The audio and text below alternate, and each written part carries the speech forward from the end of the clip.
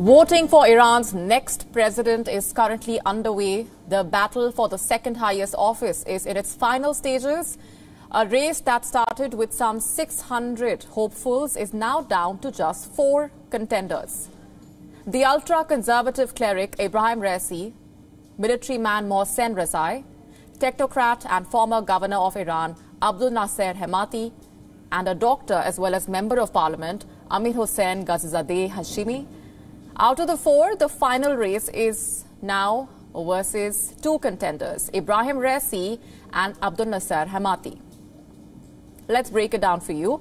We start with the 60-year-old cleric, Ebrahim Raisi, who is being viewed as the potential winner. He is Iran's current Chief Justice and a close ally of the Supreme Leader, Ayatollah Ali Khamenei. This is Raisi's second time running for Iran's presidential office. Earlier in 2017, he lost his bid to Hassan Rouhani, but managed to bag a good share of 15 million votes. Raisi is currently the establishment's favorite. He has promised to combat poverty and crack down on corruption if he assumes office. But rights activists in Iran as well as the world have their reservations. Raisi is associated with one of the darkest chapters in Iranian history, the mass execution of 1988, where thousands of political prisoners were killed over a period of several months after instructions came from the highest offices. The second main contender, Abdul Nasser Hemati, he has taken on prominent positions under Rouhani as well as his predecessor, Mahmoud Ahmadinejad. Hemati served as the chief of Iran's central bank from 2018 until the day he filed for the candidacy. Many say that his professional record is a proof of his ability to work with all factions of Iran. Hemati aims to decrease poverty by establishing better economic ties with the world. But his contenders and critics have often criticized him for failing to mitigate the impact of the US sanctions on the Iranian rial, whose value has plummeted. Iran has a population of 80 million, out of which 59 million are eligible to vote. 73% people turned up to the polling booths in 2017. But this year, the turnout is in itself a big question. Iran's state-backed agency has predicted only 42% of voter turnout this year. If true, this will be a historic low for the country's voter turnout. The authorities put their best efforts to ensure people step out and vote. The Supreme Leader himself has called on the people to cast their ballot. In a televised speech, Khamenei warned of a foreign conspiracy and blasted the media for its grim portrayal of the poll.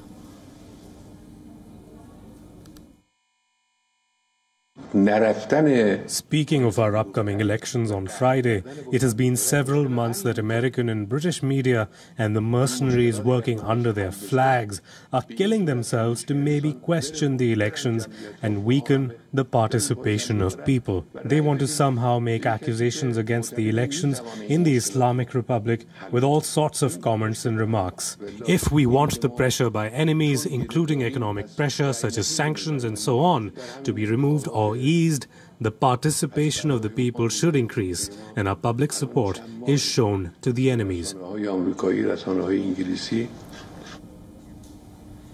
The voting is underway. People in Tehran are in 2 minds. They have their list of grievances, which include the economic hardship post the US sanctions on Iran, corruption, mismanagement, and the crackdown on protesters in 2019. Listen in to some voices.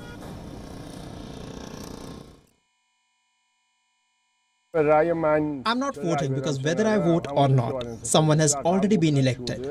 They're only organizing the elections for the media. I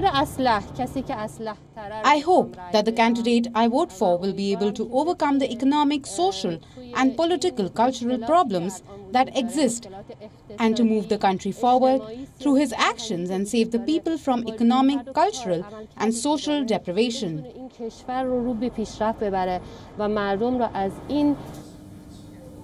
And for more on this, political analyst and editor-in-chief of Iran's fast news agency, Saeed Mustafa, is joining us from Tehran. Thanks very much for sharing your perspectives and your time. Give us a better sense of the mood on the ground, the key issues and the voter turnout, which is a huge concern at this point.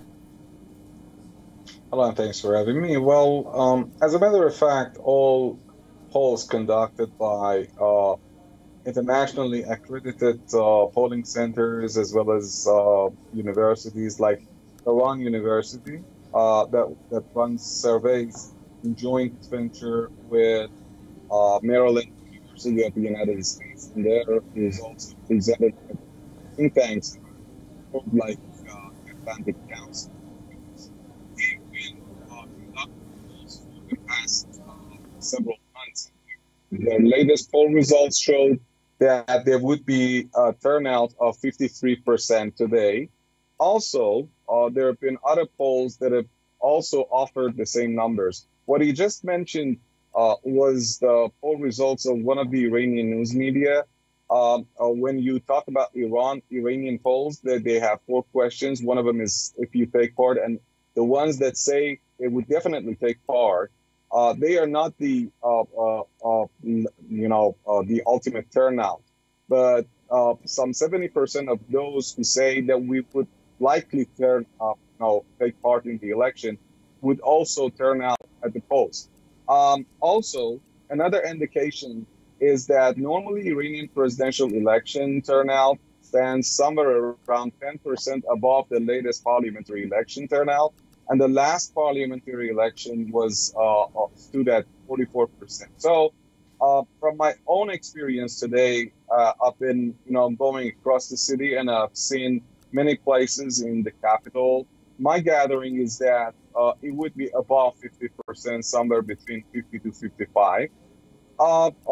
Raisi, the revolutionary camp main nominee, is believed to earn an easy victory because of the failure of President Rouhani's agenda that stood only and only on one scenario, that was removing the U.S. sanctions through the nuclear deal.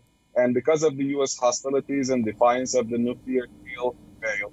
So critics, mainly from the revolutionary or the principalist camp, they have earned the upper hand. There is a shift of public support from the reformists to the principalist or revolutionary camp.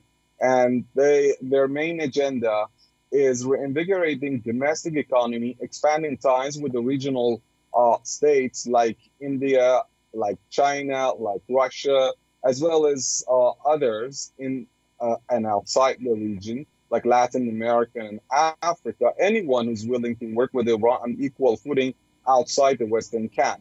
This doesn't mean that they stop negotiation with the United States, of course.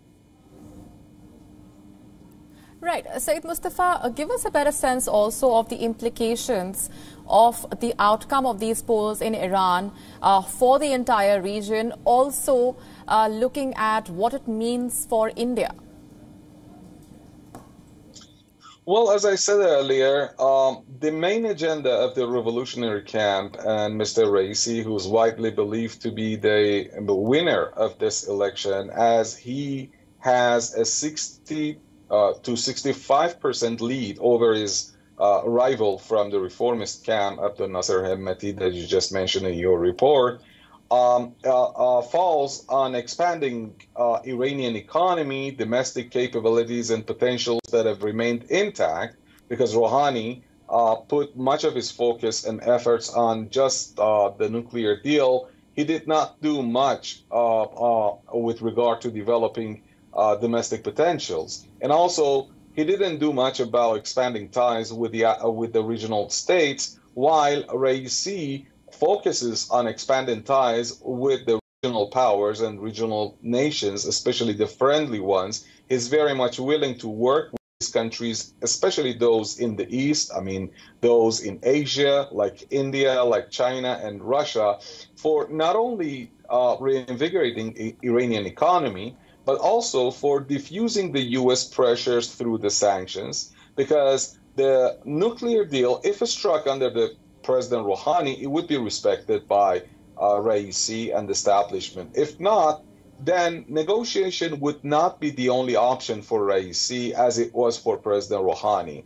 It would be an instrument alongside a detailed and complicated planning to make the U.S. shift its containment strategy to a conflict resolution approach. This comes through reinvigorating domestic economy that they call resistance economy, and also expanding economic cooperation with other countries in the region, as I said, and also working on international plans and corridors and projects like the Indo-Euro-Asian corridor or the South-North corridor to link India and its exports to the Central Asia, to Russia and to Europe. So he's very much willing to become a part of this international project, but to reinvigorate Iranian economy and also to defuse the U.S. sanctions. And they have a well-detailed strategy for this. Said Mustafa, appreciate very much for joining us on the broadcast here.